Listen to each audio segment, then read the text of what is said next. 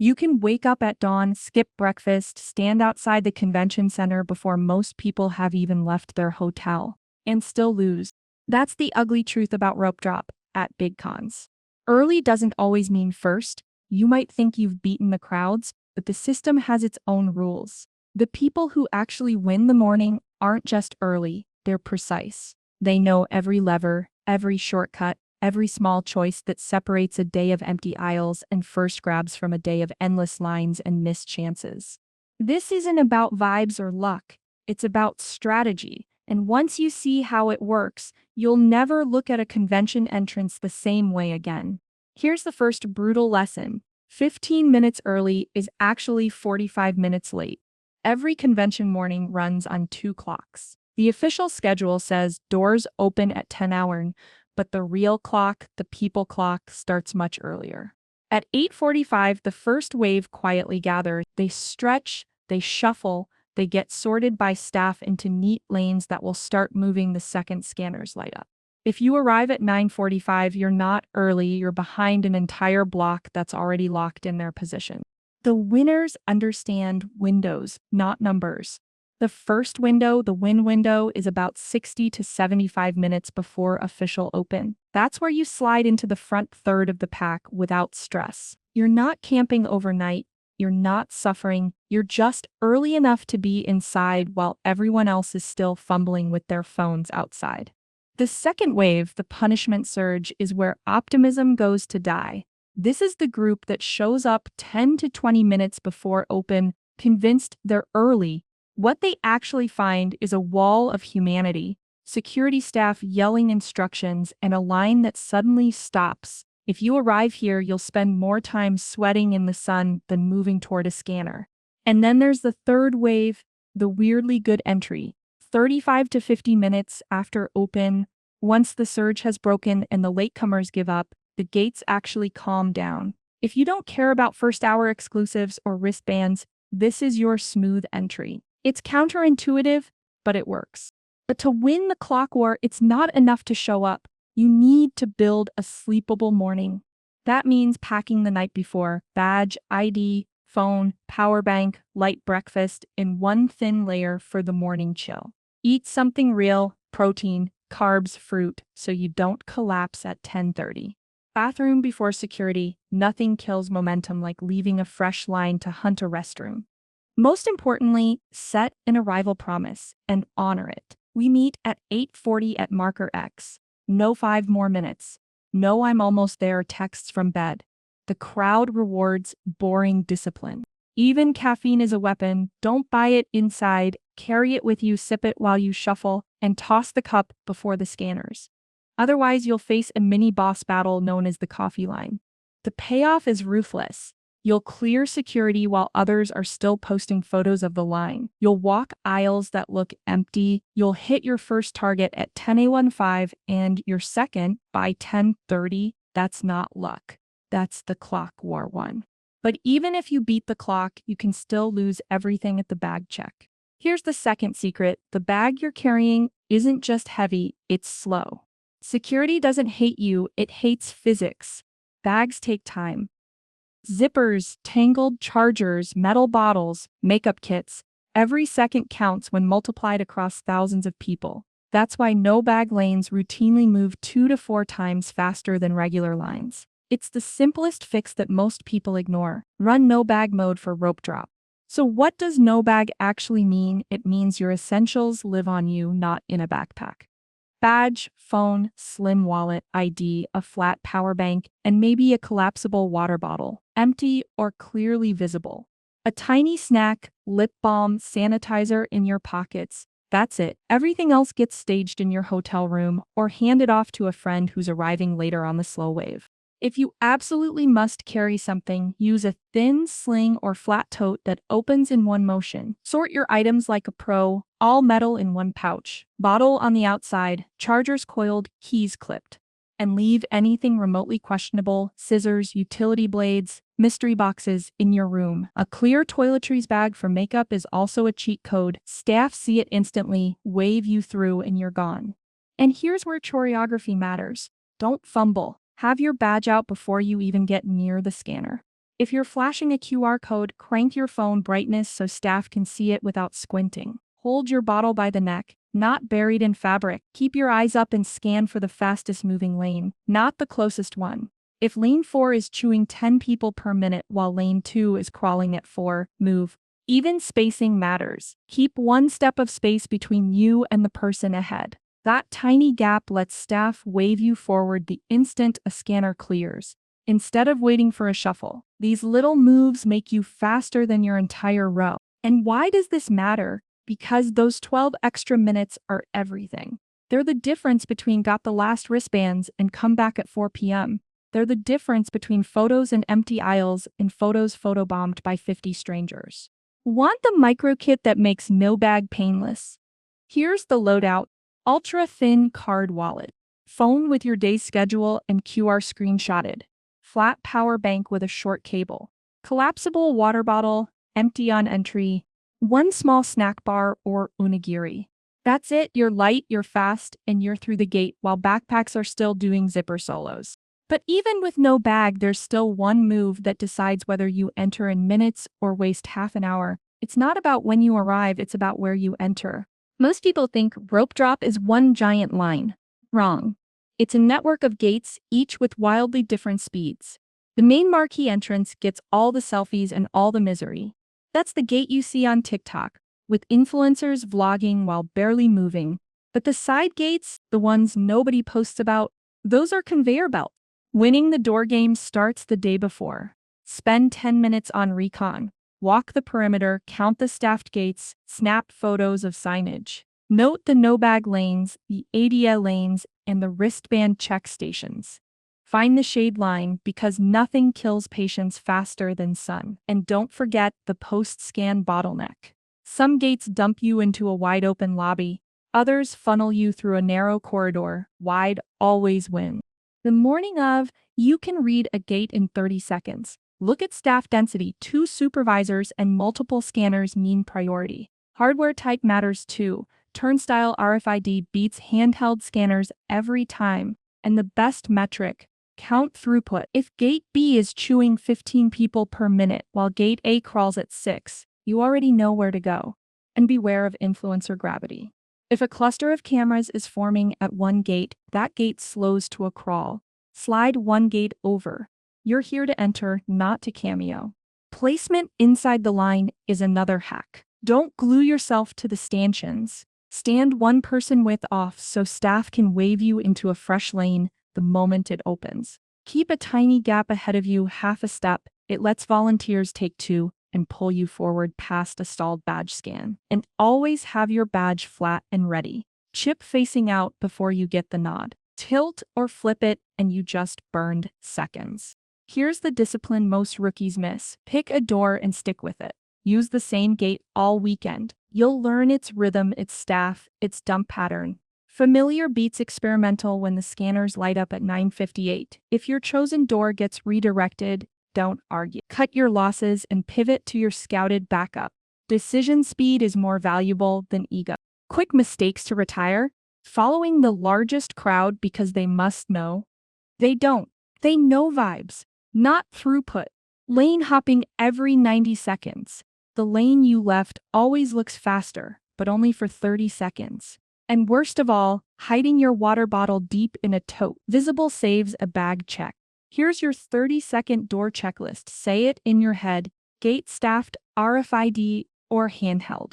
Shade, post-scan space, nearest water and restroom inside. If you can answer all 5, you're already 10 minutes ahead of the people taking selfies at the marquee entrance. And yet, even if you pick the perfect door, disaster can still strike before you even reach it. Parking lots, garages, curb chaos, they can ruin your rope drop before it starts. Here's a cruel truth about conventions. You can win the clock war, pack like a pro, pick the fastest gate, and still lose the morning in the garage. Because the battle doesn't just start at security, it starts at the curb. Garages flip to event mode, curbs close, and every quick drop turns into a loop around the block, while your front row spot dissolves into brake lights. If you're driving, assume this: flat rate event parking, no re-entry. Park once, and build your entire day around that single exit. Leaving for a quick change means paying twice or losing your spot completely. If you want to save money, pack a light lunch. The $35–50 parking fee is brutal enough. Don't pay it twice. Timing is the difference between smooth and stuck. Arrive early before the rush when the garage is still empty and you can slide into a level with clean exits. Or arrive late early after the 9:30 surge when the incoming flood has already trapped itself behind 100 brake lights. The worst possible time, 9:15. That's where optimism collides with physics. Pick garages with multiple exits. One-ramp garages become dead zones at close. Two exits give you options. And if you need EV charging, treat it as a lottery ticket, not a plan. Don't anchor your morning around a free charger that's gone by 8:45. If you're using rideshare or being dropped off, precision is everything. Never pin main entrance. That's where chaos lives. Police whistles, canceled rides, curb fights. Pin one block off on a legal side street and walk the last 90 seconds. A simple note, pick up at the corner of 12th and Hope Northeast Side Silver Awning is gold for drivers. And when it comes to groups, logistics save lives. Nominate one person as the wheel captain. Their job, handle the parking ticket. Take a photo of the level and row, and text it to the group. Know where did we park at midnight. If your squad is splitting waves, cosplayers later, runners now. The runner carries badges and IDs in a lanyard organizer. That one step prevents the most painful phrase in con history. Wait, who has my badge? ADA and safety notes matter too. Know where the ADA drop is. Know which garage elevators actually reach the con floor. Nothing is worse than discovering no elevator on this side at 9:50 while strapped into armor wings. And when it's dark, exit with people, use lit routes, and stick to pre-decided corners for pickups. Phones die, landmarks don't. Remember, the curb is part of rope drop. Lock down your garage, lock down your pickup spot, and everything after that is just walking. But once you're through the gates, a new clock starts ticking. The first 60 minutes inside the con decide your entire day. And here's where rookies wander and pros execute. Section 5, First Hour Pathing. The first hour isn't for drifting, it's a script. You either control it or it controls you. The night before, you lock in your anchors, 2 musts and 1 backup. Anchor A, the one thing that sells out first, exclusive drops, limited merch, daily wristbands. Anchor B, the area that gridlocks by 10:30, usually Artist Alley or a marquee booth. Anchor C, a backup objective you can hit in under 3 minutes if A collapses. Screenshot everything: the floor map, booth numbers, restrooms, and the shortest corridor between your entry gate and Anchor A. Have your payment ready: tap card in wallet app, backup card in pocket, small bills for Artist Alley. Then treat your entry like a mission. Entry to Anchor A in under 7 minutes. Stick to the perimeter, not the center spine. The middle is clogged with TikToks and cosplay photo ops. The edges actually move. If you need a wristband for signings or 18 pause areas, grab it first. Those windows are lightning fast at 10 hours and brutal at 10:20. Now, Artist Alley. Most rookies wander like snakes, zigzagging every aisle and getting trapped in the human river. Don't do it. Think honeycomb, not snake. Run 2 clean loops instead of 10 messy passes. Loop 1 is your speed scan, 10 to 12 minutes. Hit only the rows you pre-starred. Stop for your A-list artists. Buy now and move. Loop 2 is your pickup loop. 10 minutes more for smaller grabs, prints, or quick commissions. The goal is to exit before the aisles become a flood. Carry a rigid folder or top loader so your prints don't curl. And ask vendors for hold pickups. Buy early, grab at noon with empty hands. Now for exclusives and brand booths. Learn their throughput style. If it's a true queue, steady scanners, visible movement, worth waiting. If it's a ticket handout, grab the ticket, leave, and spend the gap elsewhere. If it's a raffle, enter, then walk away. Don't waste your first hour hovering. And you need a bail rule. Time throughput: if the line advances fewer than 10 people in 5 minutes, leave. Your first hour is bleeding away. Autographs: if they're reservation only, you either have it or you don't. Don't donate your rope drop minutes to a hopeless line. If they're daily wristbands, make that your Anchor A. They vanish first. So how does a clean first hour actually look? Here are 2 sample routes. Wristband first. 9:58 gate scan, 10:02 wristband station, 10:12 artist alley loop 1, Rose DH, 10:25 water or a restroom, 10:30 backup booth. Exclusive first 9:58 gate scan, 10:05 brand booth, bail if 10 per 5 min, 10:15 artist alley loop 1, 10:28 ticket pickup, 10:35 snack return. Notice the theme: no wandering, no backtracking, no let's just see what's over here. Every step is scripted. The time bombs to avoid: backtracking through the center spine, getting parked in a cattle pen for a drop with no posted time, carrying a giant haul at 10:20. Rookie mistakes that shred momentum. The pocket checklist is short and brutal. Gate to anchor path memorized. Wristband before any line. Honeycomb Alley loop 1 now, loop 2 later. Bail rule active, 10 per 5 minutes, ease. Receipts and holds photographed. Water point scope. That's how you win the first hour. Script it like a heist, execute like clockwork. But even with perfect planning, one obstacle still eats people alive: the line itself. And that's where true rope drop mastery begins. Anyone can stand in a line, but pros know how to move through them faster, cleaner, and with less stress. This is Linecraft, the micro skills that shave minutes while everyone else drifts. First, know your line type. Capped lines, staff ends them with signs. Don't hover at the rope, ask for the next drop time. Staged lines, released in timed batches. Relax between waves but stay visible.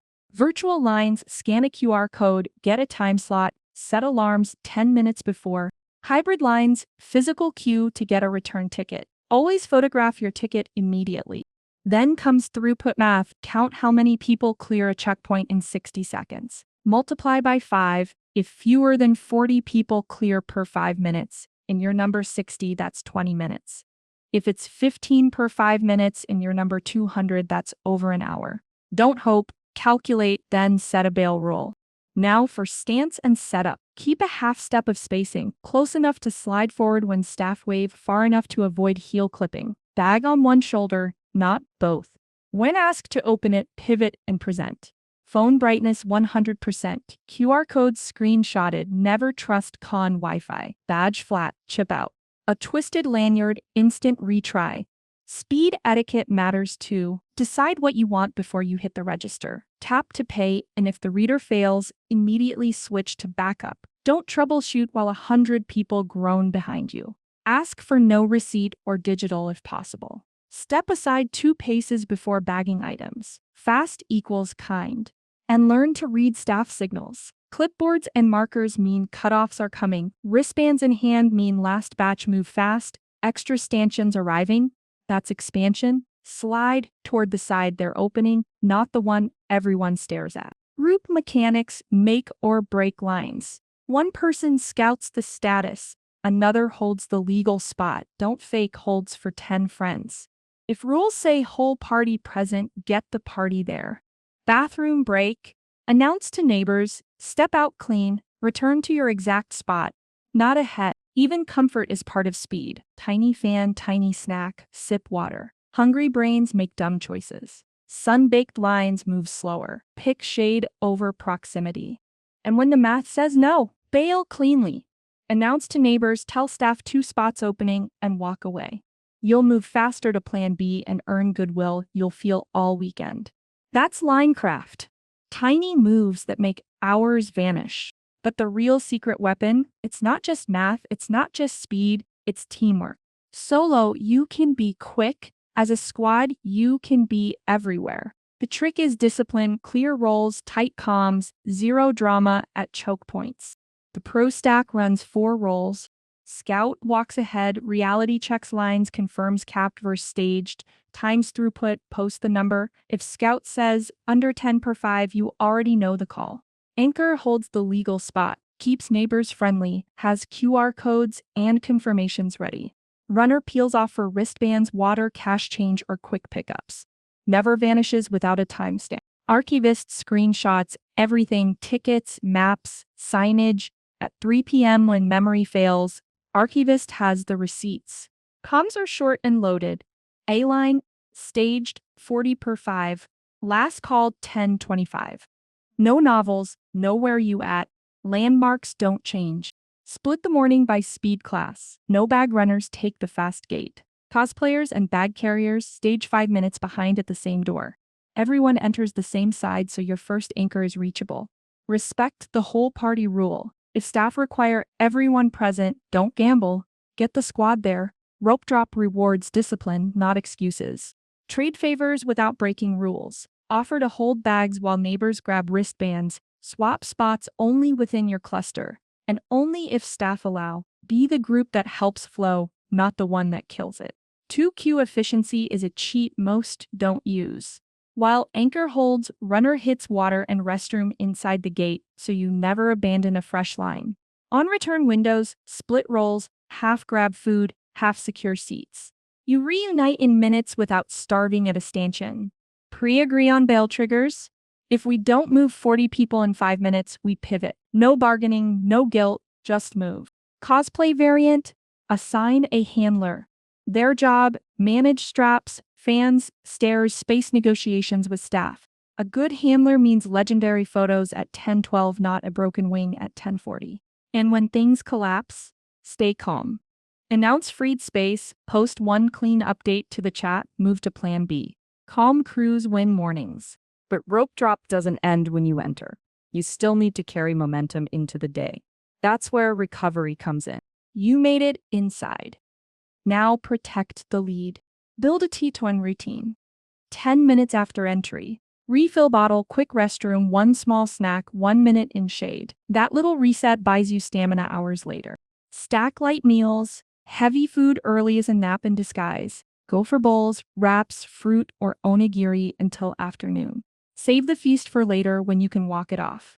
Hold a 30-30 plan. 30 minutes of focused objective, 30 seconds to ask, is this still worth it? If yes, commit.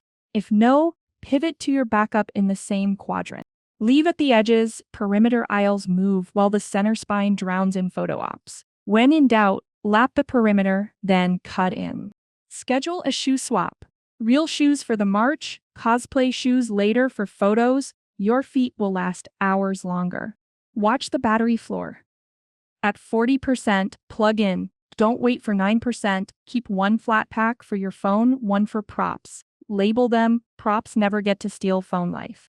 Take one quiet lounge stop before noon. 10 minutes in shade with water gives you an hour of energy back. You'll feel it at 3 p.m. when others are fading. Protect what you earned. If you got a wristband, set 2 alarms, one 20 minutes before, one 10 minutes before. Don't lose your advantage to a missed ping.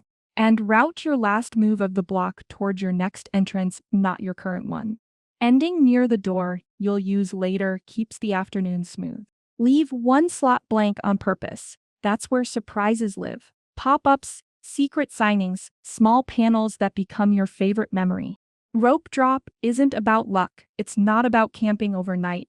It's a system. The clock you keep, the bag you carry or don't, the door you pick, the first hour script you follow, the line craft you practice, the squad you run with, the tiny resets that protect your energy. Play the system right, and the chaos becomes your advantage. You'll be inside while others are still posting photos of the line. You'll hit exclusives before the signs flip to sold out. You'll walk aisles that feel private in the busiest halls on earth. That's the truth about rope drop. Early doesn't guarantee a win, but strategy does.